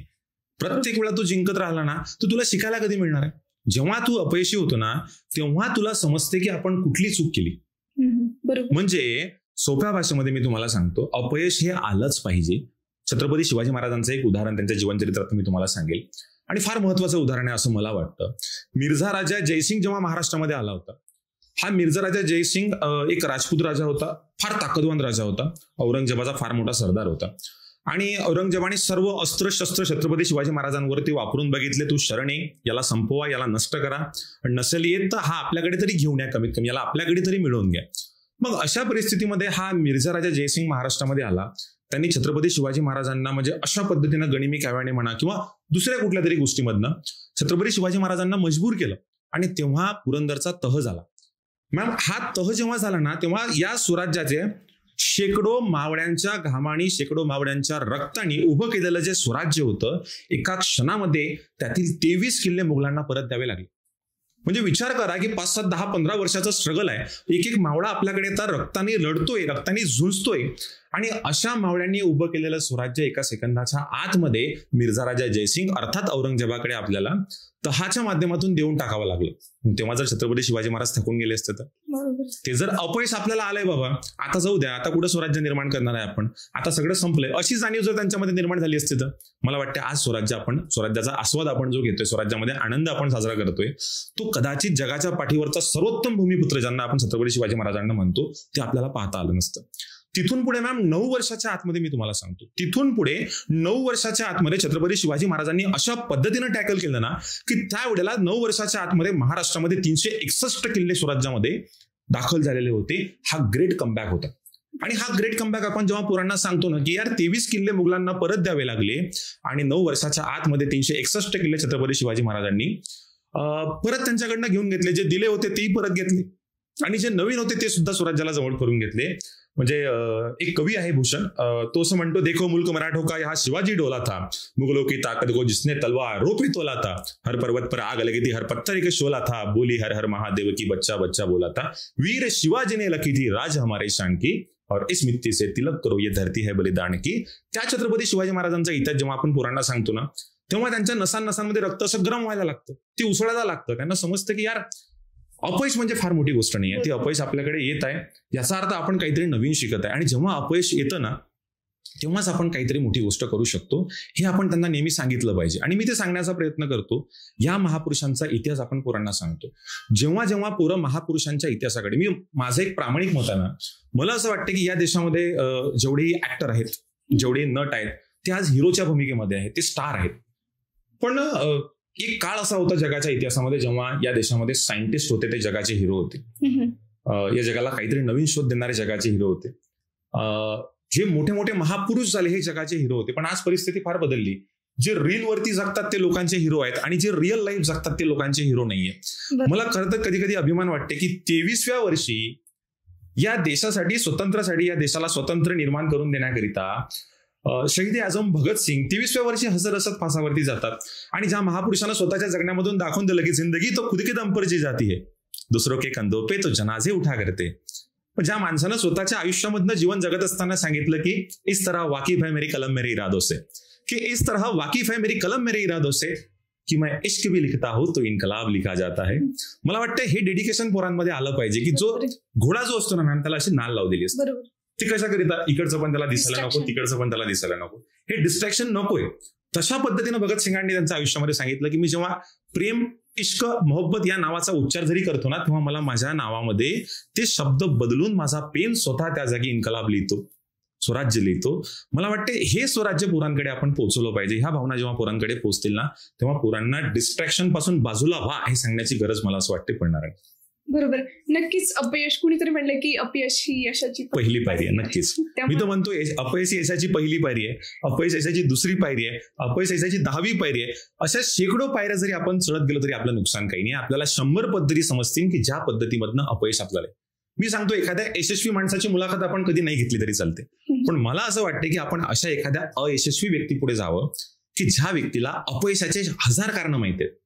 यशस्वी व्यक्तीकडे तुम्ही जेव्हा जातो तेव्हा त्याला यशाचं एक कारण माहिती असते. मला वाटते अयशस्वी व्यक्तीकडे अपयशाची 1000 कारण आहेत. या रस्त्यानं जाऊ नको बाबा, इकडे जाशील ना तुला ठोकर बसेल. आपण चुकांपासून शिकतो खरं आहे, पण आपण प्रत्येक वेळी स्वतःच्या चुकांपासून शिकावं हे तरी मला पडत नाही. आपण इतरांच्या चुकांपासून सुद्धा शिकायला पाहिजे. एक अयशस्वी झालेला त्याच्या आयुष्यामध्ये एखादा व्यक्ती JEE एक्झाम पास झाला नाही, नीटची एक्झाम पास झाला नाही, MPSC UPSC पास झाला नाही, पण मला असं वाटतं तो शेकडो MPSC UPSC करणाऱ्या पोरांना घडवतोय. तो शेकडो कलेक्टर निर्माण करतोय, तो शेकडो JEE वाले इंजिनियर तयार करतो, तो शेकडो डॉक्टर्स निर्माण करतोय. का? कारण त्याच्या आयुष्यामध्ये आलेले अपयश. त्यांना माहिती आहे की या रस्त्याने तुम्ही जेव्हा जाल तेव्हा तुम्हाला अपयश येईल. तुम्ही या रस्त्यामध्ये जा की ज्या रस्त्यामध्ये तुम्हाला यशाची शक्यता जास्त आहे. सर, आताचं जनरेशन आहे खूप डिस्ट्रॅक्शनचं, जसं की मोबाईल, परत म्हणजे बऱ्याचशा गोष्टी, गाडी झालं, तर मग या सगळ्याशी कसं तुम्ही डील करता? ऍक्च्युअल मध्ये या पोरांना मॅम स्वतःच्या परिस्थितीची एकतर जाणीव नाहीये. हे आई वडिलांचा संघर्ष समजू शकत नाहीत. म्हणजे सर्वच फार चांगल्या परिस्थितीमध्ये आहेत असंही नाहीये, प्रत्येकाची परिस्थिती गरीबच आहे असंही नाहीये, परिस्थितीमध्ये भिन्नता आहे आपण मान्य करू शकतो. पण त्यांचे आई वडील ज्या पद्धतीनं मेहनत करतात ना त्या पद्धतीनं मेहनत पोरं करू शकत नाहीत आणि त्या मेहनतीचं मोल पण नसते. केलं तर काय झालं, एवढी काय मोठी गोष्ट केली, आई वडील कष्ट करतात, त्यांना करायचंच आहे, मी पण जेव्हा मोठा होईल तेव्हा मी पण कष्ट करेल, माझ्या पोरांना मला, म्हणजे हे नॅचरली वाटतं त्यांना. ह्या गोष्टी अशा वाटतात की what's a big deal about it, हे मोठं नाही वाटत आहे, हे चूक आहे त्याच्यामध्ये. पण आई जेव्हा संघर्ष करते, वडील जेव्हा संघर्ष करतात, त्या संघर्षांकडे जेव्हा जेव्हा मला असं वाटते मुलं पाहायला लागतील, आपल्या आईची फाटलेली साडी मुलं जेव्हा पाहतील, आपल्या बाबांचं फाटलेलं बनियन जेव्हा पाहतील, तेव्हा मला तर खरं असं वाटतं की त्या पोरांमध्ये ती भावना निर्माण होईल.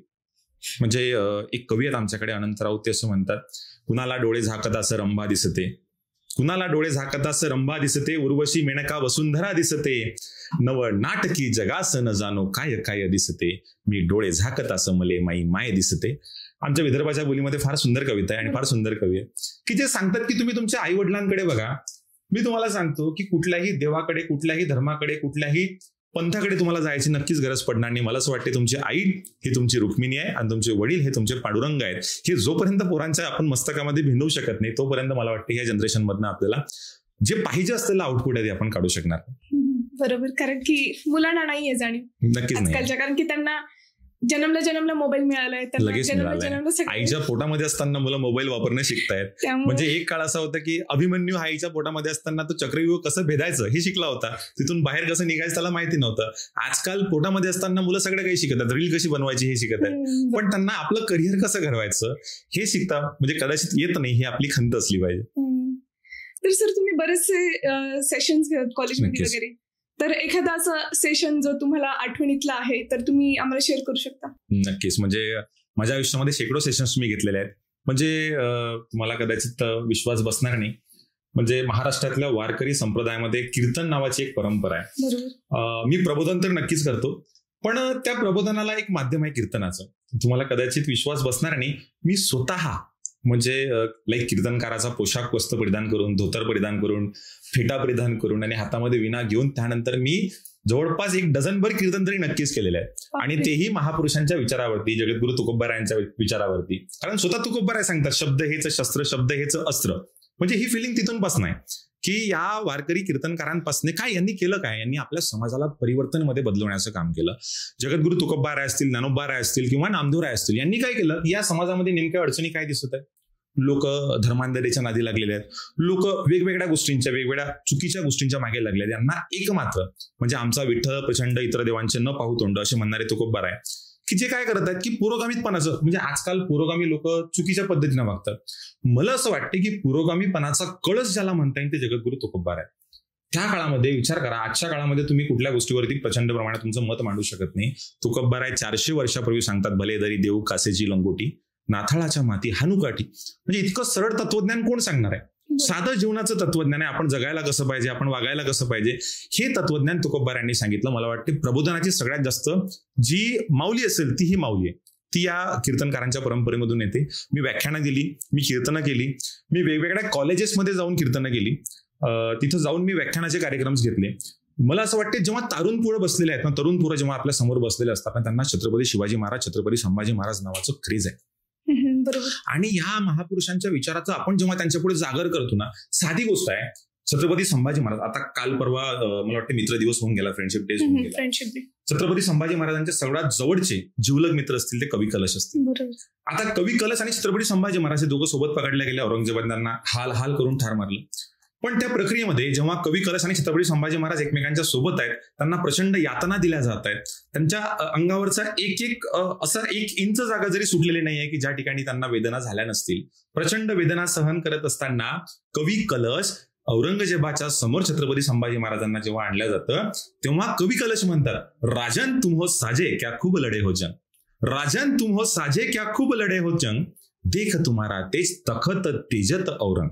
राजे तुमचं तेज पाहून साक्षात औरंगजेब सुद्धा तुमच्यापुढे नतमस्तक होत आहेत. एवढं तुमची क्रेज आहे, एवढं तुमचं शौर्य आहे, आणि या शौर्याला प्रणाम करण्याकरिता हा औरंग साक्षात तुमच्यापुढे झुकून मुजरा करतोय.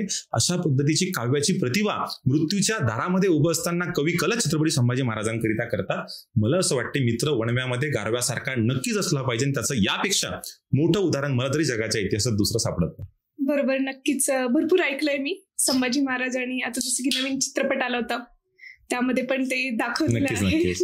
ते पण एक मला वाटतं की एक म्हणजे नाही का चांगली गोष्ट आहे की या अशा पिक्चरमुळे क्रेज निर्माण होत आहे. म्हणजे चित्रपट असेल, पुस्तकं असतील किंवा शॉर्ट फिल्म आजच्या काळामध्ये ज्या निर्माण होतात, यांच्यामुळे काय झालंय माहितीये का, इतिहास पोरांसमोर लवकर मांडता येतात, लगेच मांडता येतात. त्या गोष्टी आपल्याला खरंच फायद्याच्या आहेत आणि पोरांनाही त्या गोष्टीची जाणीव हळूहळू होत आहे. आणि हे सातत्यानं बरेचसे लोक करतात. महाराष्ट्रामध्ये मला असं वाटते 25,000 कीर्तनकार असतील, महाराष्ट्रामध्ये 10,000 प्रबोधनकार असतील. हे सर्व लोक सातत्यानं रोज लोकांमध्ये जातात, पोरांमध्ये जातात, लहान मुलांमध्ये जातात आणि तिथे या महापुरुषांची ओळख करून देतात की बाबा रे, रीलच्या मागे राहू नका, रिअल लाईफच्या मागे जगा. हा संदेश खरं तर महाराष्ट्रातले संपूर्ण कीर्तनकार आणि प्रबोधनकार करतात. सर, मग तुमचं जे व्यक्तिमत्व आता मी पाहिले, तर मग हे सगळं कुठून भेटतं तुम्हाला? तुमची नेमकी प्रेरणा कोण आहे? तुमचं रोल मॉडेल कोण आहे? खरं तर एक व्यक्ती असं सांगता येणार नाही. या सर्व व्यक्तींच्या जीवन चरित्राचं जे सार आहे, मला असं वाटतं कुठल्याही क्षेत्रामध्ये आपण जाणला, तुमचं क्षेत्र असेल किंवा माझं क्षेत्र असेल, जगाच्या इतिहासामध्ये, जगाच्या कानाकोपऱ्यामध्ये कुठल्याही क्षेत्रामध्ये आपण जेव्हा जातो ना, तेव्हा परिपूर्णतेचं, परिपक्वतेचं आणि सर्वोच्चतेचं जे मापदंड आहे ना, ते छत्रपती शिवाजी महाराज आहे. बरोबर. कारण महाराजांनी आपल्याला प्रत्येक क्षेत्रामध्ये सर्वोच्च व्हायला शिकवलं. आज जर महाराज असते ना, महाराजांनी सांगितलं असतं, भाऊ राजसत्तेमध्ये सर्वोच्च पद तू स्थापन कर, तू धर्मसत्तेमध्ये सर्वोच्च पद तू स्थापन कर, तू कुठलंही क्षेत्र सोडू नको. ज्या क्षेत्रामध्ये तुला जे क्षेत्र दिसतील ना, म्हणजे असं म्हणता येईल की पायाच्या मालिशपासून तर डोक्याच्या मालिशपासून तर पायाच्या केसांपर्यंत प्रत्येक गोष्टीचा व्यवसाय आपण करू शकलो पाहिजे. बुटाच्या पॉलिशपासून आपण व्यवसाय करू शकलो पाहिजे. हे जे आहे, हे तत्व हे शिवाजी महाराजांनी आपल्या सर्वांना दिलेलं आहे. मला वाटते ह्या गोष्टी आपण अधिक चांगल्या पद्धतीने समजून घेऊ शकतो जेव्हा हे रोल मॉडेल आपल्या समोर उभे राहतात. आणि यांचं चरित्र जेव्हा आपण अभ्यासतो ना, तेव्हा आपल्याला कळतं की यार, या लोकांनी किती संघर्ष केलाय. आपला संघर्ष याच्यामध्ये काहीच नाही, हा तर एकदम नॉर्मल संघर्ष आहे, चिल्लर संघर्ष आहे. याही पेक्षा कठीण लोक पद्धतीनं जगतायत. आजही लोकांना 2 वेळच्या प्रॉपर जेवणाची व्यवस्था होत नाहीये. आजच्या परिस्थितीमध्ये लोक तासन तास कित्येक किलोमीटर पायी फिरतात. मला असं वाटते ही गोष्ट नक्कीच आपल्यासाठी सुद्धा प्रेरणादायी आहे की यार, आपण त्याच्यामधून बाहेर निघतोय आणि आपणही इतरांना त्याच्यापासून बाहेर निघण्याची प्रेरणा देतोय. मॅम, माझ्याकडे 2 वर्षापूर्वी एक मुलगी आली होती. तिचे वडील वारलेले आहेत. पूजा नाव आहे त्या मुलीचं. आणि तिचे वडील वारलेले होते. तिची आई गरीब परिस्थितीमधनं होती, मुलीला शिकवू शकत नव्हती. जेव्हा माझ्या निदर्शनात ही गोष्ट आली, मी त्या मुलीला मी पूर्णपणे दत्तक घेतलं आणि तिची 2 वर्षापर्यंत शिक्षणाची पूर्णपणे व्यवस्था आपण केली. तिच्याकडनं आपण 1 रुपया सुद्धा फीस घेतली नाही. यार, त्या मुलीकडनं आपण फीस कशी काय घेऊ शकतो की ज्या मुलीला वडील नाहीये, घराचा आधार नाहीये. मग घराचा आधार नसताना ही मुलगी, हिची आई, तिचं कुटुंब सांभाळत कसं असेल? त्या विचाराने माझे हात असे थरथर कापायला लागले की यार, या मुलीकडनं आपण फीस घ्यायची कशी, तिच्याकडनं आपण पैसे कसे घेऊ शकतो? त्या मुलीचं 2 वर्षापर्यंतचं पूर्ण शिक्षण आपण फ्री ऑफ कॉस्ट करून घेतलं. आज ती मुलगी SSGMCला इंजिनिअरिंग करते आणि होऊ शकते 1-2 वर्षाच्या आतमध्ये 10-15 लाखाचं कमीत कमी पॅकेज ती मुलगी कमवेल. आज बघा, टिनाच्या घरामध्ये राहणारी मुलगी, जिला वडील नाहीये, जिची आई तिला सांभाळ करते, आज ती मुलगी जर स्वतःचं कुटुंब पुढे नेऊ शकत असेल ना, आणि भविष्यात जर अशी कंडिशन निर्माण झाली ना की त्या मुलीने स्वतःचं कुटुंब पुढे नेलं आणि ती तिच्या आयुष्यामध्ये माझं नाव घेईल की नाही मला माहित नाही, पण मला हे माहित राहील की एक कुटुंबाने, एक पिढी नाही, पुढच्या 5 पिढ्यांचा उद्धार आपल्याला करता आला. एवढं पुण्य मला भेटेल, हे मला आज नक्कीच समजते. नक्कीच मिळेल सर. तुम्ही म्हणजे भरपूर विद्यार्थ्यांना एक म्हणतात ना की विद्यार्थी सक्षम आहे, पण त्याला एक रिअलायझेशन पाहिजे किंवा एक हात पाहिजे, की तो तुम्ही भरपूर विद्यार्थ्यांना दिलेला आहे. आणि मुलं करतात ना, मुलांकडे प्रतिभा आहे, मुलांकडे टॅलेंट आहे, पण त्या टॅलेंटला एक्सप्लोर करण्याची पूर्ण साधनं आपल्याकडे नाही. ज्याच्याकडे पैसा आहे तो लगेच उपलब्ध करून देते. ज्याची परिस्थिती चांगली आहे ना मॅम, ते लोक लगेच सगळ्या गोष्टीची व्यवस्था करतात. पोरांना एक्स्ट्रा क्लासेस लावून घेतात.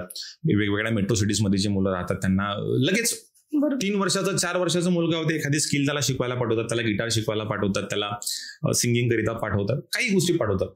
आमच्या ग्रामीण भागामध्ये ना मॅम ह्या गोष्टी नाही आहेत. खरं तर मी ज्या भागामधून येतो ना, त्या पोरांना असे काही क्लासेस असतात हेच माहिती नाही. मुळे हे मुलं, तुम्हाला कदाचित विश्वास बसणार नाही, साधा टीप असते तेल काढण्याचा, तेल ज्याच्यामधून आणतो ना आपण दुकानाकडनं, तो टीप असते, तो टीप वाजून वाजून पुरं मृदुंगकार झालेले आहे.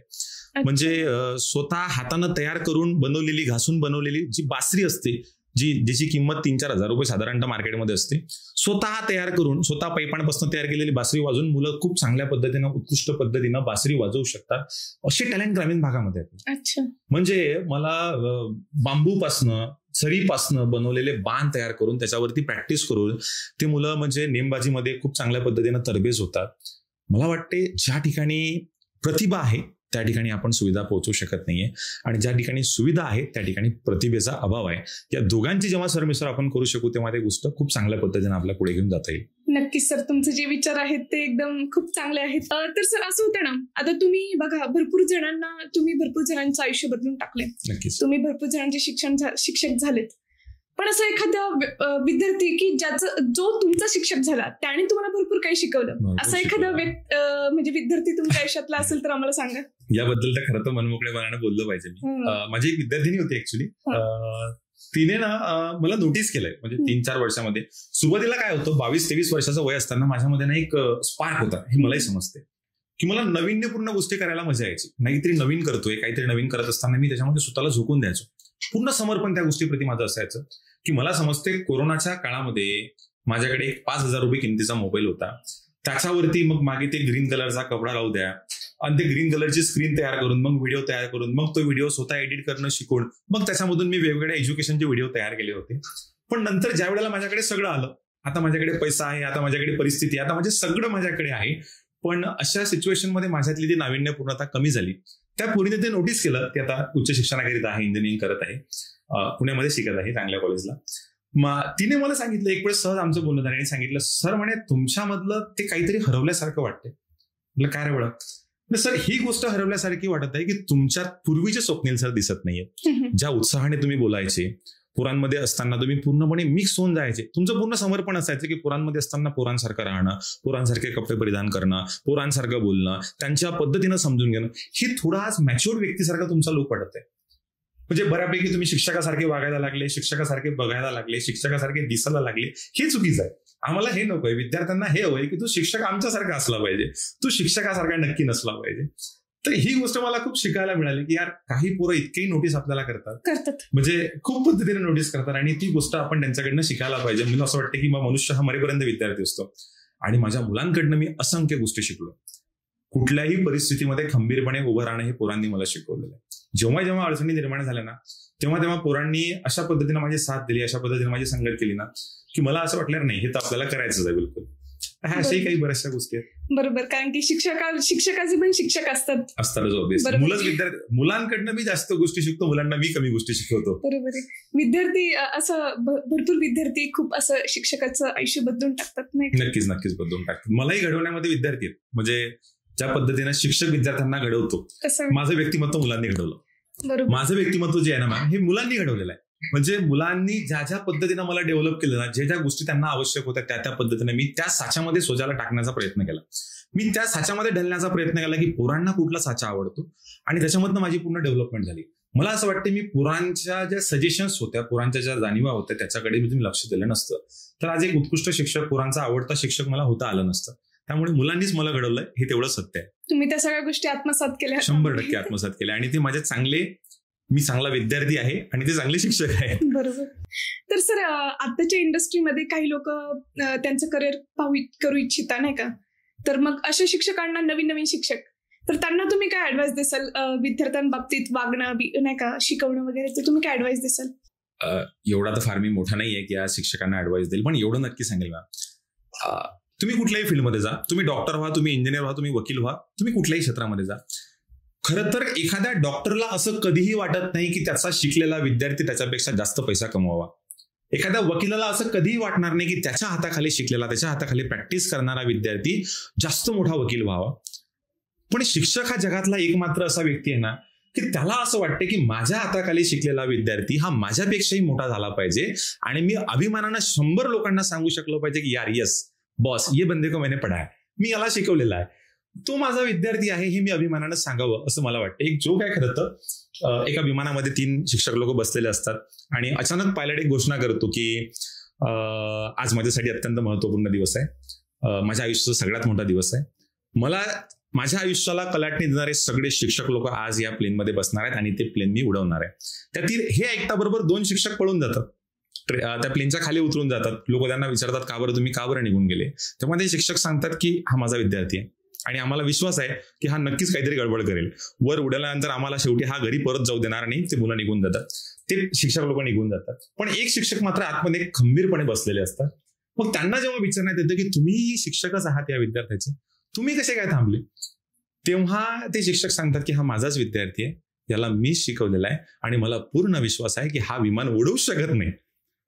म्हणजे खरं तर शिक्षक हा विद्यार्थ्यांना पूर्णपणे त्याच्या नसामधनं त्यावर ओळखून घेतो की नेमकं काय आहे.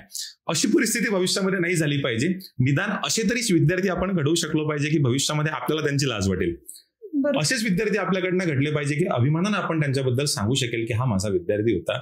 आणि बाकीच्या शिक्षक लोकांनी मला हे सांगावंसं वाटतंय की शिक्षक ही अशी जी फील्ड आहे ना, जेवढं प्रेम तुम्हाला या फेजमध्ये मिळतं ना, या फील्डमध्ये मिळतं ना, तेवढं प्रेम कुठंही मिळू शकत नाही. म्हणजे माझ्या आई वडिलांपेक्षा, माझ्या बहीण भावांपेक्षा, माझ्या मित्रमैत्रिणींपेक्षाही हजारो पटींनी मला मुलांनी प्रेम दिलं. जेवढे लेकरं माझ्याकडे आज शिकत आहे ना, त्या सगळ्यांनी मला भरभरून प्रेम दिलं. ते माझ्या शब्दावरती विश्वास ठेवतात, ते माझ्या शब्दावरती स्वतःला समर्पण करतात, त्या करतात सगळ्या गोष्टींचा. ही गोष्ट खरं तर माझ्यासाठी खूप अभिमानास्पद आहे. त्यामुळे मी जेही मुलं आहेत, आणि कदाचित भविष्यामध्ये अशी परिस्थिती निर्माण होईल, आज कुणाला कलेक्टर व्हावंसं वाटतं, कुणाला IPS व्हावंसं वाटतं, कुणाला मंत्री व्हावंसं वाटतं, पण मी तो दिवस बघतोय की ज्या दिवशी या देशामध्ये शिकणाऱ्या विद्यार्थ्याला वाटेल की मला शिक्षक व्हावंच आहे. कारण या समाजाला शिक्षक घडवतो. शिक्षकाची बदली कुठलाही AI, कुठलाही रोबोट कधीही शिक्षकाची बदली करून घेऊ शकणार नाही. याबद्दल मला ठाम विश्वास आहे. अनेक क्षेत्र बंद पडतील, आपण बोलू शकतो भविष्यात AI येणार आहे, रोबोटिक्स येणार आहे, अनेक क्षेत्र कदाचित बंद पडतील, अनेक रोजगार लोकांचे हिरवल्या जातील, पण शिक्षकाची जागा भरून घेत असणारं कुठलंही विज्ञान आणि तंत्रज्ञान मला नाही वाटत भविष्यामध्ये विकसित होऊ शकेल. त्यामुळे शिक्षकाकडे आपण योग्य नजरेनं पाहू शकतो. भविष्यामध्ये एक चांगलं करिअर. नक्कीच, कारण शिक्षक होणं आणि एक चांगला शिक्षक होणं यात खूप फरक आहे. आणि चांगला शिक्षक होणं हे महत्वाचं आहे, आणि ते आजकालच्या नवीन शिक्षकांनी ते आत्मसात आणायला पाहिजे. 100% आत्मसात करायला पाहिजे. म्हणतात ना की शिक्षक हा शिक्षक नसतो, कारण की तो सगळ्या व्यक्तींना ट्रेन करतो. म्हणजे अगदी बोलतात ना की चोर पासून पण शिक्षक सर्व गोष्टी. या समाजामध्ये जर 1000 चोर निर्माण होत असतील ना, हे क्रेडिट सुद्धा शिक्षकांचं. बरोबर आहे. या समाजामध्ये 1000 चरित्र संपन्न माणसं निर्माण होत असतील ना, हे क्रेडिट सुद्धा शिक्षकाचं आहे. या समाजाला बदलण्याची ताकद शिक्षकांकडे आहे. या समाजाला म्हणजे असं म्हणतात की बा कीर्तनानं माणूस सुधरत नाही, तमाशानं बिघडत नाही, पण मला असं वाटतं शिक्षक समाजाला सुधरवू पण शकते आणि तो शिक्षक समाजाला बिघडवू पण शकते. ती ताकद, ती प्रतिभा शिक्षकांकडे येणाऱ्या हजारो पिढ्यांमध्ये राहणार. जोपर्यंत चंद्र, सूर्य आणि तारे आहेत ना, तोपर्यंत शिक्षक ही गोष्ट अजरामर राहणार आहे. ते गुरु द्रोणाचार्यापासून सुरू झालेला, तथागत बुद्धांपासून सुरू झालेला हा इतिहास भविष्यात शेकडो शिक्षकाच्या पिढ्या ह्या गोष्टी सहन करणारच आहेत, ह्या गोष्टी राहणारच आहेत. तर नक्कीच सरांनी आज आपल्याला खूप सुंदर पद्धतीने आणि खूप चांगल्या पद्धतीने प्रेक्षकाला असं किंवा मला असं खूप चांगलं मोटिवेशन दिलेलं आहे. नक्कीच तुमच्या बोलण्याने, तुमचे जे तुम्ही आज जे बोलले त्यावरून भरपूर लोक आपल्या लाईफमध्ये खूप सारे चेंजेस पाहतील. धन्यवाद सर, तुम्ही आज इथे आल्याबद्दल. तुमचे पण खूप खूप आभार मला बोलवल्याबद्दल. तर असे जे प्रेक्षक आहेत त्यांना सरांशी जोडायचं आहे, तर त्यांचं Instagram हँडल, सोशल मीडिया वगैरे आम्ही डिस्क्रिप्शन मध्ये दिलेले आहे. त्यांच्या क्लासला तुम्ही जॉईन करू शकता. नीट JEE क्लास ते घेतात, तर तुम्ही त्यांचे विद्यार्थी म्हणूनही जाऊ शकता. धन्यवाद. भेटूया पुढच्या नव्या एपिसोड.